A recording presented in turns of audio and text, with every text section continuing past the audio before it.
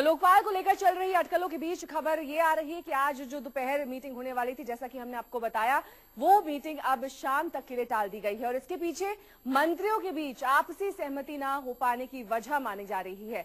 बहरहाल टीम अन्ना ने अनशन पार्ट 3 की तैयारी शुरू कर दी है, लेकिन अन्ना ने यह भी साफ किया है कि अगर उनकी शर्तों पर लोकपाल का मसौदा यानी कि लोकपाल का ड्राफ्ट तैयार होता है और उसे संसद में पेश किया जाता है, तब वो अनशन नहीं करेंगे। लोकपाल के ड्राफ्ट पर सरकार एक बार फिर थोड़ा लेट लतीफ साबित हुई है। जहां 2 दिन पहले तक लगातार कांग्रेस के मंत्री और नेता इस बात का दावा कर रहे थे कि मंगलवार को लोकपाल विधेयक संसद में पेश कर दिया जाएगा, वहीं अब इस ड्राफ्ट को आज यानी मंगलवार को केंद्रीय कैबिनेट के सामने रखा जाएगा और इसके बाद ही ये विधेयक संसद के पटल पर रखा जाएगा। फाइनल स्वरूप, प्रस्तावित स्वरूप जो कैबिनेट के सामने जाएगा, लेकिन कैबिनेट के सामने जाने से पहले प्रधानमंत्री जी तो देखेंगे, तो वो सब अब प्रणब दा और प्रधानमंत्री जी देख लेंगे, तब उसको अंतरिम उसका प्रारूप होकर और उसके बाद उसको कैबिनेट के सामने। सूत्रों की माने तो सरकार इस लोकपाल के ड्राफ्ट की तैयारी में युद्ध स्तर पर लगी हुई है।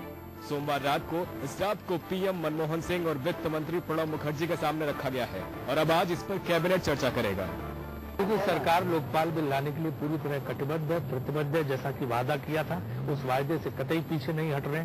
कोई कितनी भी आलोचना करती रहे, कोई कितनी भी जो है लांछन लगाता रहे, सरकार पूरी तरह से लोकपाल बिल को ला रही है और उसके लिए मंत्रिमंडल की बैठक होने जा रही है और उसके लिए अगर 1-2 दिन सत्र बढ़ाना भी पड़ा तो उस पर भी विचार चल रहा है। उधर टीम अन्ना अभी भी लोकपाल को लेकर अपनी मांगों पर अडिग है। टीम अन्ना सीबीआई और पीएम को लोकपाल में लाने के साथ सिटीजन चार्टर को लोकपाल के दायरे में लाने के लिए सरकार पर पूरा दबाव बनाने की तैयारी में है।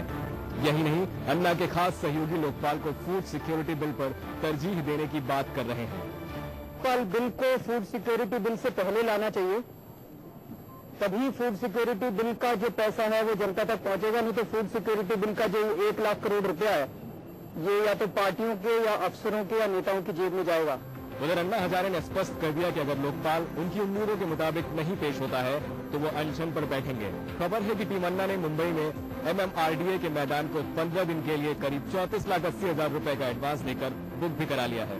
जाहिर है टीम अन्ना और सरकार दोनों ही अब लोकपाल के संसद में पेश हो जाने के इंतजार में है, जिससे वो आगे की रणनीति निर्धारित कर पाए।